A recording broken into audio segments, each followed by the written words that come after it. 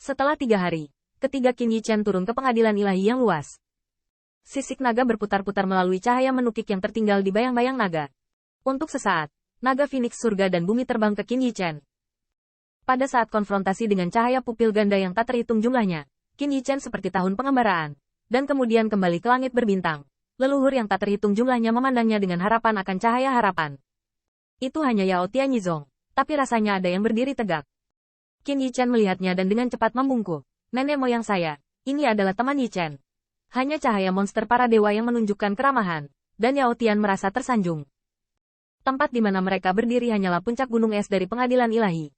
Namun demikian, cahaya langit ilahi dan malam seperti bintang seperti keabadian yang tak bisa dipadamkan tampaknya berada dalam jangkauan.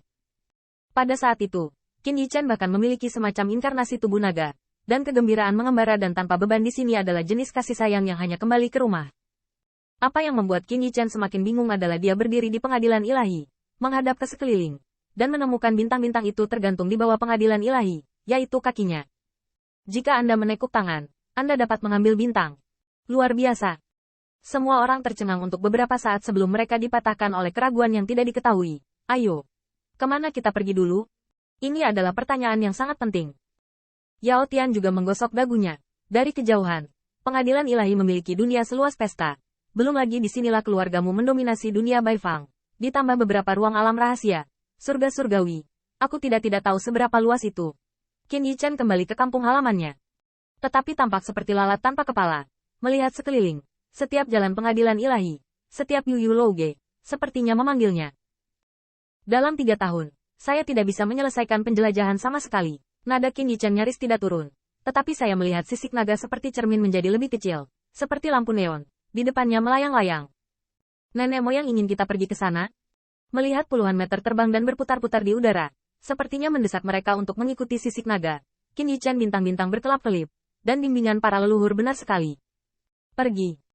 Melalui lapisan pavilion dewa, melalui senja Tao Daoxing, menara naga di pantai besar, pavilion Phoenix yang mulia, dan bahkan Qin Yichen dapat terlihat seperti tanah yang diberkati Tao Yuan setenang Lu Xiaolu ketika dia dilahirkan. Hanya saja fluoresensi sisik naga leluhur tidak terlalu banyak bertahan di harta itu. Setelah Qin Yichen dan yang lainnya berhenti untuk mengagumi, mereka terus terbang ke depan. Kemana nenek moyang baru saja membawa kita? Saat ini, semua orang, seperti Qin Yichen, penasaran dan penuh harap. Akhirnya, setelah beberapa hari terbang, Qin Yichen hanya menoleh ke belakang dengan takjub, hanya untuk menemukan bahwa mereka berada di tengah pengadilan ilahi, setidaknya tidak di tepi. Dengan kecepatan kami, tidak mungkin secepat itu. Qin Yichen merenung, seolah-olah itu adalah naga sejati dari leluhurnya, yang memindahkan ruang dan waktu sehingga mereka tidak akan menghabiskan waktu mereka untuk merasa cemerlang. Saat ini, Qin Yichen dan yang lainnya berdiri di depan alun-alun tempat menara Yuyu tumpang tindih. Alun-alun itu luas dan menghadap Qin Yichen dan yang lainnya. Itu adalah pavilion Bao, yang memiliki 100 anak tangga. Alun-alun di bawah tangga 100 langkah adalah patung Wei Yan. Ketika Qin Yichen melihat patung itu, matanya berkibar, dan dia terkejut. Ini ras dwarf. Itu adalah patung nenek moyang ras dwarf. Meski tingginya 10.000 meter, patung itu bisa hidup, dari tangan dan kaki dalam hal proporsi. Itu seperti dwarf race.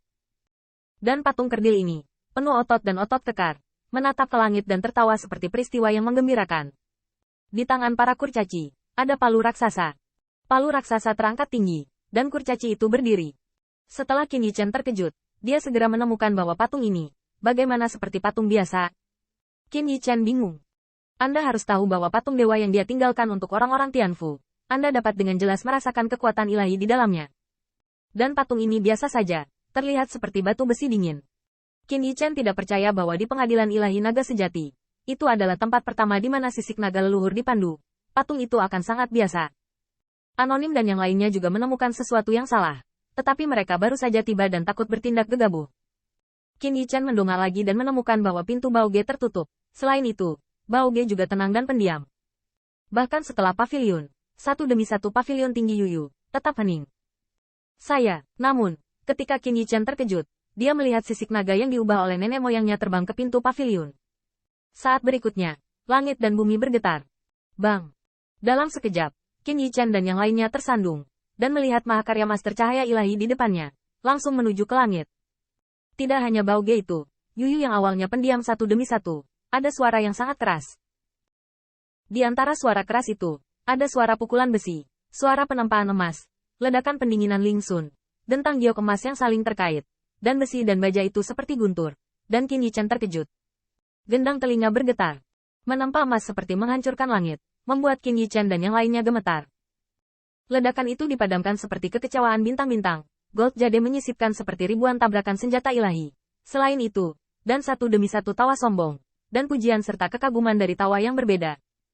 Suara-suara ini mengejutkan jiwa Qin Yichen, seolah-olah dia telah melihat ras dwarf menempa emas, tempat senjata ilahi berkembang biak dan diciptakan. Seekor naga sejati membantu di samping.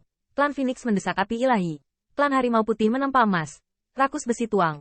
Dan ketika senjata ilahi yang telah lama ditunggu-tunggu terbentuk, mereka ditempa bersama kakak beradik dari senjata ilahi tertawa bahagia. Bahkan patung kerdil itu adalah cahaya ilahi yang membubung ke langit. Bahkan jika itu adalah kurcaci, ia juga mampu menopang langit dan bumi. Dan yang membuat bintang Qin Yichen bergetar adalah kurcaci itu mengangkat palu ke langit. Tampaknya jika langit berguna, itu akan menghancurkan langit dan menjadi harta karun. Meskipun para kurcaci pendek, Qin Yichen sangat menghormati kepahlawanan temperamental ini. Ya. Saat berikutnya, pavilion harta karun terbuka lebar, dan cahaya Dewa Yin Yun, dan cahaya Dewa Patung Kurcaci juga terbang keluar, dan mendarat di depan pavilion. Hahaha, bocah kecil dari True Dragon Rache, akhirnya aku menunggumu. Saya melihat Kurcaci berubah menjadi cahaya dan bayangan, masih memegang palu dewa di tangannya. Senyumnya luar biasa, dan janggutnya yang lebat terguncang oleh tawa. Tawa cahaya dan bayangan ini sangat kasar, tetapi Qin Yichen terasa sangat ramah. Nenek moyang Dwarf Rache. Qin Yichen terkejut, dan segera semua orang kembali sadar. Ras naga sejati bukanlah keturunan Qin. Namun, Qin Yichen hanya berlutut dan melihat cahaya dan bayangan kurcaci itu tidak nyaman. Sayang sekali.